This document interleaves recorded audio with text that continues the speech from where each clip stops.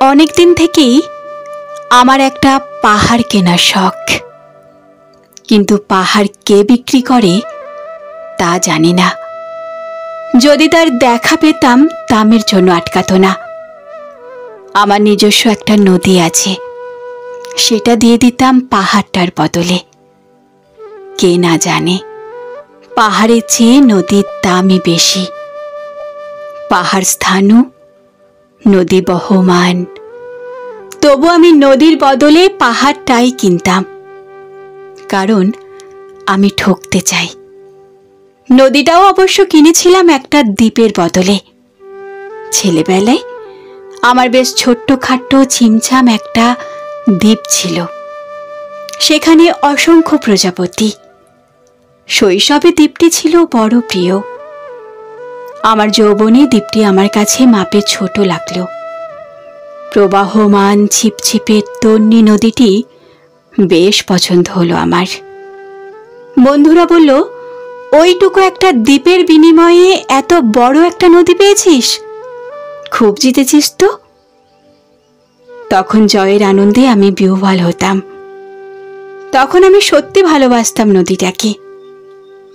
নদী আমার অনেক প্রশ্নের উত্তর দিত, যেমন, বলতো আজ সন্ধেবেলা বৃষ্টি হবে কিনা। সে বলতো, আজ এখানেই দক্ষিণ গরম হাওয়া, শুধু একটা ছোট্ট দ্বীপে বৃষ্টি। সে কি প্রবল বৃষ্টি, যেন একটা উৎসব। আমি সেই দ্বীপে আর যেতে পারি না। সে জানতো, সবাই জানে, শৈশবে আর ফেরা যায় না। এখন আমি একটা পাহাড় কিনতে চাই। সেই পাহাড়ের পায়ের কাছে থাকবে গহন অরণ্য। আমি সেই অরণ্য পার হয়ে যাব। তারপর শুধু রুক্ষ কঠিন পাহাড়, একেবারে চূড়ায়। মাথার খুব কাছে আকাশ, নিচে বিপুলা পৃথিবী, চরাচরের তীব্র নির্জনতা। আমার কণ্ঠস্বর যেখানে কেউ শুনতে পাবে না। আমি ঈশ্বর মানি না, তিনি আমার মাথার কাছে ঝুঁকে দাঁড়াবেন না। আমি শুধু 10 দিককে উদ্দেশ্য করে বলবো, প্রত্যেক মানুষই অহংকারী। এখানে আমি একা। এখানে আমার কোনো অহংকার নেই।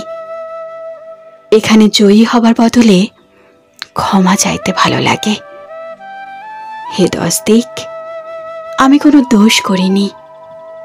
আমাকে ক্ষমা করো, ক্ষমা করো, ক্ষমা করো।